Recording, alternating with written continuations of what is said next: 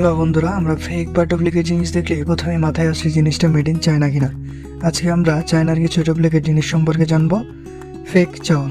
বন্ধুরা, অতিরিক্ত ভাত খেলে আমরা মোটা হয়ে যাই, কিন্তু চায়নাতে এমন এক ধরনের চাউল বানায় যা খেলে আপনি মোটা হবেন না। চায়নাতে প্লাস্টিক দিয়ে এই ধরনের চাউল তৈরি করা হয়। প্রথমে প্লাস্টিক গলি এবং বিভিন্ন ধরনের কেমিক্যাল মিশিয়ে তারা এই চাউলটি তৈরি করে, যা আপনারা ভিডিওতে দেখতে পাচ্ছেন। বন্ধুরা, আইসক্রিম বাচ্চাদের একটি পছন্দের খাবার, কিন্তু চায়নাতে এমন এক ধরনের আইসক্রিম তৈরি করা হয় যা কখনো গলে না। এমনকি ভিডিওতে দেখতে পাচ্ছ তোমরা, এখানে তাপ দেওয়া হচ্ছে, তাও আইসক্রিমটি গলছে না।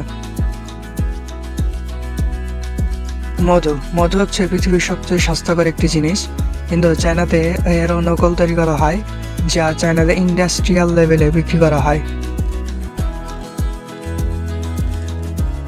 মাংস।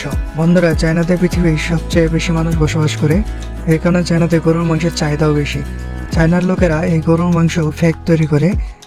চায়নারা বিভিন্ন ধরনের কেমিক্যাল মিশিয়ে এই গরুর মাংস তৈরি করে, যা খেতেও আসল গরুর মাংসের মতোই সুস্বাদু হয়।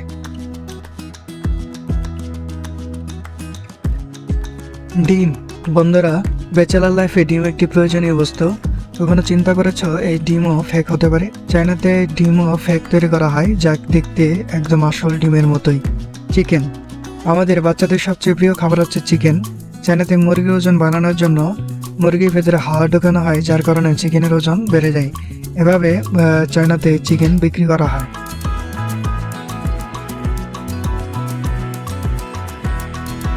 পানি। পানির অপর নাম হচ্ছে জীবন। আমরা সুস্থ থাকার জন্য মিনারেল ওয়াটার পান করি, কিন্তু চায়নাতে অনেক কোম্পানি টেপের পানি বোতলে ভরে বাজারে সেল করে, যা মিনারেল ওয়াটার হিসেবে বাজারে সেল হয়। মরিচ। আমরা মনে করি মরিচ লাল হলে মনে হয় ভালো মানের, কিন্তু চায়নাতে মরিচকে লাল বানানোর জন্য রং করা হয়।